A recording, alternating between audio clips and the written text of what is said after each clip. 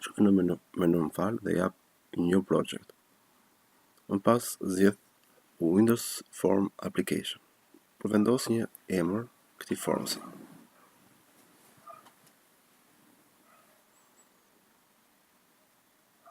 Përvendos formular login dhe më pas jap OK. Po e rregulloj për masat e formsit. Për masat janë siç bën rregullimin e një fotoje. Tani po zgjedh një label. Label ndodhen tek toolbox, mbaj cëtër në shtypur dhe të majtën e mouse dhe bëj duplikantën e labelit. Rregulloj për masat e text boxit, ndërkohë po bëj një duplikant tjetër me anë të ctrl dhe të majtën e mouse. Marr një buton. Po e vendos butonin, të njëjtën gjë po bëj dhe me ctrl dhe me të majtën e mouse. Pasi ka vendosur, ndryshoj emrat e të dhënave. Për shembull, labelin, vendos tek text, po e shkruaj username. Të njëjtën gjë po bëj tek labeli tjetër dhe po vendos emrin password. Më pas filloj me butonat. Butonin tjetër vendos emrin login. Kurse butoni tjetër vendos emrin password. Exit. Po ndryshoj emrin e formsit, klikoj në forms, lart në kokë, ose pak selektuar si objekt tjetër. Për momentin po shkruaj design by emrin tim. Për ju shkruani emrin tuaj, nëse do doni. Më pas shikoj të ndryshoj background color, pra background po vendos të marr të zezë. Më pas nuk më duken pjesët e labelit, i selektoj labelin. Pra klikoj mbi label, mbaj ctrl në shtypur për të selektuar labelin tjetër, ose mund t'i bëj tek e tek. Dhe zgjedh for color dhe zgjedh këtë pjesë custom, marr të bardhën, për ngjyrën e bardhë. Ju mund të ndryshoni modelin se të doni vetë.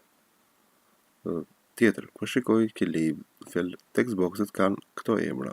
Text box 1 dhe text box 2. Këto do më duhen që kur të më duhet të përdor tjetë rast me këto emra. Po klikoj double click mbi butonin exit. Dhe po jap funksion, po jap vlerë butonit exit. Po shkruaj vetëm thjesht end. Pra end proces. Po jap start, që të shikoj që cila është puna që kam bërë. Po të klikoj mbi exit, mbyllet. Tani, po klikoj, po shkoj dhe po jap add Windows Form. Po vendos pra selektor Windows Form dhe po krijoj një form së dytë. Form së dytë po e krijoj sepse dua që kur të logoj me username dhe passwordin dhe të kem sukses, të më hapet formsi tjetër.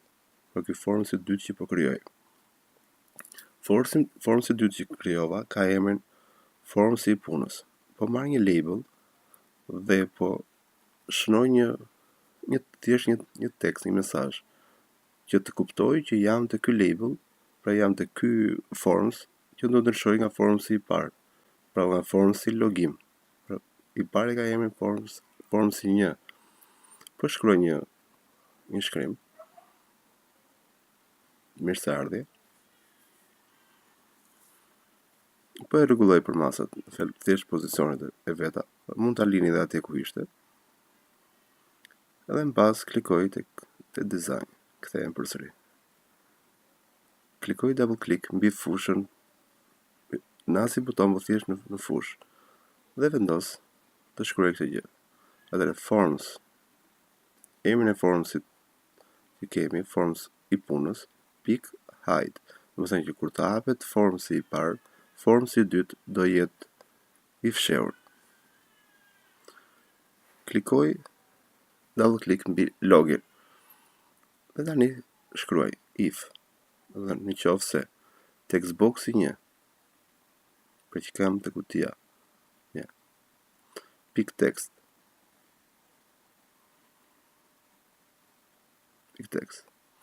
Është e barabartë me. Për e barabartë do të thonë me vlerën që unë t'i jap në kuti. Dhe po vendos emrin user. Por shikoni që unë e kam vendosur më të madhe. Dhe text box dyshi barabartë me pik text, barabartë me apthonjzat, me password, me kodi. Me shkruaj me kodi. Then, do të thonë bëj këtë gjë. Dhe si fillim të nxjerrë një message box, apthonjzat. Dhe po shkruaj këtë mesazh. Që të tregoj që ti sapo logove me sukses. Do të thonë, të dyja kushtet kanë dalë me sukses. Do të thonë, edhe fjala user dhe fjala kodi është shkruar saktë. Më pas, të më hapet formsi dhe formsi i punës. Pik show. Mbas saj, else, për ndryshe, do të thonë që nëse nuk plotësohen kushtet, pra nëse unë nuk kam shkruar saktë ato username dhe passwordin, më dal një mesazh që më thotë të lutem provoje përsëri.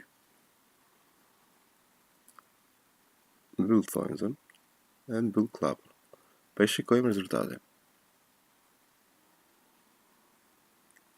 Po jap start. Dhe po shkruaj user dhe login, por unë po e vendos me të vogël. Do të thonë po e bëj gabim. Dhe këtu po shkruaj kodi, më del të lutem provoje përsëri. Po jap OK. Po e provoj. Po jap start. Edhe po vendos unë ta bëj më të madhe. Dhe këtu vendos fjalën kodi. Po jap login, më doli mesazhi, boxi që është true, i jap OK, ndërkohë u hap formsi. Do të thonë ja po e provoj me një user tjetër. Provoj përsëri. Okay, ju faleminderit.